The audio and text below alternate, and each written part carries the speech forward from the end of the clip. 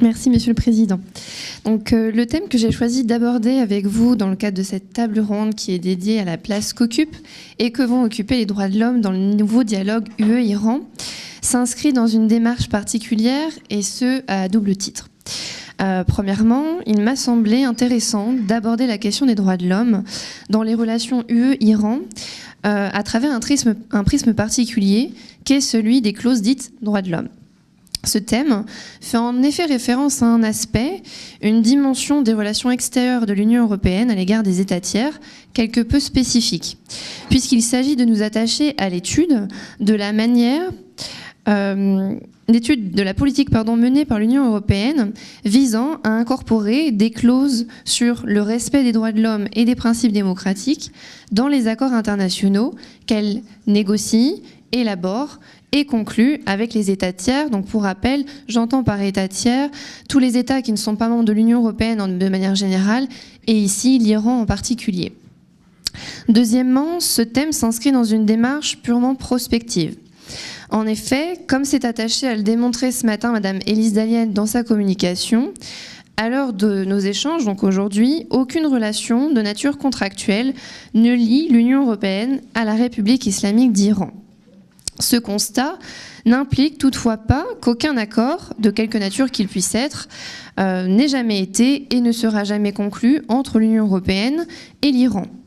D'ailleurs, de 1963 à 1977, un accord commercial liait l'UE et l'Iran. Toutefois, depuis que la révolution islamique iranienne a eu lieu en 1979, aucun accord de ce type n'a été adopté. De tumultueuses négociations avaient été entreprises entre les deux parties en décembre 2002 en vue de conclure un accord de commerce et de coopération, mais celles-ci furent définitivement suspendues à l'automne 2005. Toutefois, depuis le 14 juillet 2015, date de la conclusion de l'accord historique sur le plan d'action global commun, plusieurs indices laissent présager une relance possible des négociations de cet accord de commerce et de coopération. Cette possible relance présente des enjeux multiformes, jalonnés par de nombreux défis, parmi lesquels figure notamment le respect des droits de l'homme et des libertés fondamentales, qui, à dessein, n'ont pas été abordés ce matin par Élise Dalienne, me laissant le champ libre. Alors, pourquoi la question des droits de l'homme et des libertés fondamentales constitue-t-elle un point majeur sur lequel les négociations devraient s'attarder ? La réponse à cette interrogation doit être recherchée dans la lettre de la déclaration conjointe qui a été adoptée en Iran le 16 avril dernier, donc très récemment, entre d'une part le ministre iranien des Affaires étrangères et d'autre part, le haut représentant de l'Union pour les affaires étrangères et la politique de sécurité, dont on a parlé tout à l'heure, donc Federica Mogherini, qui était alors accompagnée de 6 commissaires. En effet, les droits de l'homme figurent expressément parmi les domaines de coopération qui sont mentionnés dans cet accord. Plus encore, leur respect est désigné comme faisant partie, là je cite, des objectifs communs et fondamentaux, identifiés comme étant d'une importance cruciale pour le développement de leurs relations. Pourtant, les communications qui ont été réalisées précédemment dans cette table ronde ont bien mis en évidence les violations massives et systématiques des droits de l'homme en Iran. Leur promotion et protection constituent donc un réel défi pour ce pays.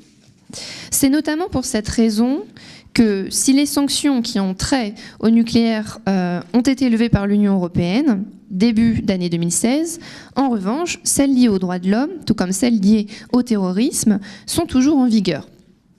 Or, l'Union européenne s'est donnée pour mission d'assurer la promotion et la protection des droits de l'homme, et ce dans une double dimension, à la fois interne qu'externe.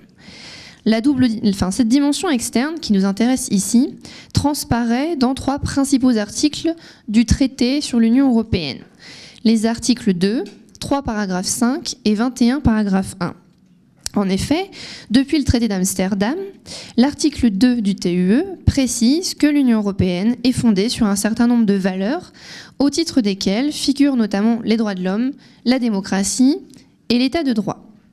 L'article 3, paragraphe 5, souligne quant à lui que dans ses relations avec le reste du monde, l'Union affirme et promeut ses valeurs et intérêts, et elle contribue notamment à la protection des droits de l'homme. Enfin, le dernier article, 21, paragraphe 1, rappelle que l'action de l'Union sur la scène internationale repose sur les principes qui ont présidé à sa création, parmi lesquels figurent notamment la démocratie, l'état de droit, les droits de l'homme et les libertés fondamentales. L'Union européenne est donc pleinement engagée à assurer la protection et la promotion des droits de l'homme de manière transversale dans ses relations avec les États tiers. Cette dimension transversale signifie que l'Union européenne s'est catégoriquement engagée à intégrer la question des droits de l'homme dans toutes ses actions. Cet engagement se manifeste notamment à travers l'insertion, depuis 1992, donc c'est relativement récent, de clauses relatives aux droits de l'homme et à la démocratie dans tous les accords commerciaux et de coopération qu'elle conclut avec les États tiers.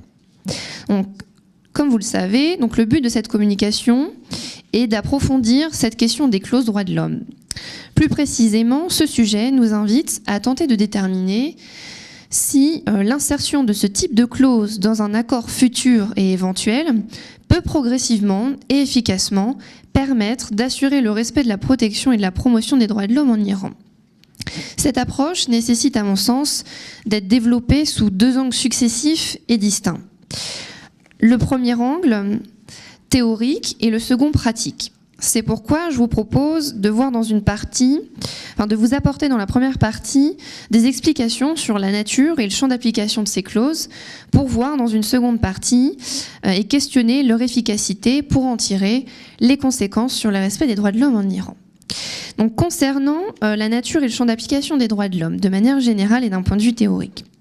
L'incorporation par l'Union européenne de ces clauses portant sur le respect des droits de l'homme et des principes démocratiques dans ces accords internationaux conclus avec les États tiers est une expression de la politique de conditionnalité qui a été développée par l'Union européenne à compter de la fin des années 80 et surtout à partir du début des années 90. Donc ça, c'est ce que je verrai dans une première sous-partie.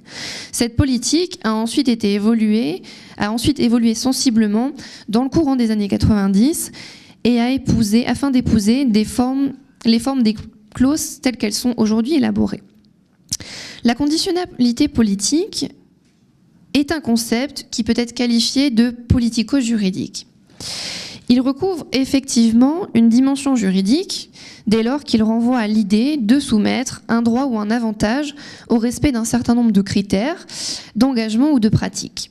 Mais qualifier cette conditionnalité de politique, c'est dans le même temps rappeler que les exigences qui sont posées sont politiques et intéressent en premier lieu le respect de la démocratie, de l'état de droit et les droits de l'homme. Autrement dit, la conditionnalité politique renvoie au lien entre, d'une part, l'établissement de relations contractuelles et, d'autre part, le respect des droits de l'homme, de la démocratie et de l'état de droit. Au vu de ces quelques éléments de définition, il est possible d'affirmer que les clauses dites droits de l'homme constituent bien un instrument de la conditionnalité politique, dès lors que via ce mécanisme, l'Union européenne fait dépendre ses relations commerciales avec les États tiers du respect des valeurs qui la fondent, au titre desquelles figurent notamment les droits de l'homme.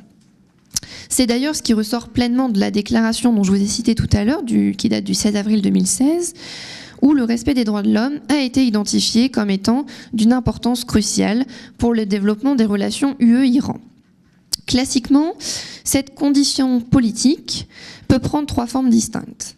Celle de condition préalable, la forme de condition proprement dite ou la forme d'incitation. Les clauses droits de l'homme en particulier entrent dans la seconde catégorie, puisque les conditions proprement dites sont définies comme des dispositions juridiques formant partie intégrante d'un accord ou d'un règlement commercial qui font prétendre l'obtention d'un certain bénéfice, aide financière ou avantage économique, du respect de certains critères, droits de l'homme notamment. Au regard de ce qui précède, il semble donc possible d'admettre que les clauses dites droits de l'homme constituent un moyen pour l'Union européenne d'exporter les principes et valeurs sur lesquels elle est fondée. Autrement dit, avec cette clause, l'Union européenne projette ses principes fondateurs vers l'extérieur et poursuit ainsi un objectif que certains juristes ont pu qualifier de légitime. Toutefois, cette action de subordonner les relations contractuelles bilatérales au respect d'un certain nombre de principes démocratiques soulève des interrogations quant à la légalité de ces types de clauses à l'aune du droit international général. Et ce notamment au regard de deux grands principes qui le jalonnent, à savoir l'égalité souveraine des États d'une part et la non-intervention dans les affaires intérieures d'autre part. C'est principalement pour ces deux raisons que la clause droits de l'homme ne fit son apparition que tardivement, après la chute du mur de Berlin, donc à partir des années 90. En effet, dans le contexte de la guerre froide, ces deux principes étaient véritablement absolutisés et formaient une sorte de barrière redoutable lorsqu'était en cause la question des droits de l'homme et de la démocratie. Également, dans le contexte de la décolonisation d'après-Seconde Guerre mondiale, il est apparu très difficile de mettre en place ce type de conditionnalité qui pouvait être interprété comme le fruit d'une politique impérialiste ou néocolonialiste. C'est donc après la chute du mur de Berlin que les clauses droits de l'homme ont été progressivement introduites et ont connu une importante évolution dans les années 90. En 1996, dans ses conclusions relatives à l'arrêt Portugal contre Conseil, l'avocat général Lapergola a été amené à préciser que l'insertion des droits de l'homme dans les accords extérieurs s'est faite à travers diverses générations de clauses. Donc cette question des générations de clauses renvoie aux différentes étapes qui ont permis d'arriver à la consécration des clauses telles qu'elles existent aujourd'hui. Trois grandes étapes principales sont à distinguer. La première, qui date de la fin de la guerre froide à 1992, qui est la période durant laquelle les clauses droits de l'homme sont qualifiées de clauses fondement. Car, à ce moment-là, elle se cantonnait à souligner que les relations contractuelles établies entre les communautés et les États tiers sont fondées sur le respect des droits de l'homme et des principes démocratiques. Toutefois, ce mécanisme, à ce moment-là, ne permettait pas, au vu de sa formulation, de suspendre ou de dénoncer l'accord en cas de non-respect de ces principes en droit. La seconde étape s'étend de 92 à 95, puisque à partir de 92, la clause élément essentiel vient se substituer à la clause fondement. Le respect des droits de l'homme et des principes démocratiques devient alors à ce moment-là un élément essentiel de l'accord, octroyant la possibilité de suspendre ou de dénoncer l'accord en cas de non-respect. En plus, des clauses dites complémentaires sont introduites, dont l'objet est simplement de régler les modalités procédurales de l'exercice de ce droit de suspension ou de dénonciation. La troisième étape correspond à l'année 95, date à laquelle un modèle de clause droits de l'homme est établi. Donc depuis, une clause droits de l'homme figure dans tous les accords de commerce et de coopération qui sont élaborés et conclus par l'UE avec les États tiers. La question qui se pose donc, dans une seconde partie, est celle de savoir si ces clauses sont efficaces, et c'est ce que nous verrons dans une première sous-partie, et quelles pourraient être les conséquences éventuelles de l'introduction d'une telle clause sur le respect des droits de l'homme. Alors concernant l'efficacité, il est important de rappeler que le terme efficacité doit être distingué d'autres termes voisins tels que l'effectivité et l'efficience. En effet, d'un point de vue juridique, ces notions ne recouvrent pas les mêmes réalités et l'étude de l'efficacité des clauses droits de l'homme amène tout simplement à se demander si ces dernières atteignent le but qui a préfiguré leur introduction dans les accords de commerce et de coopération.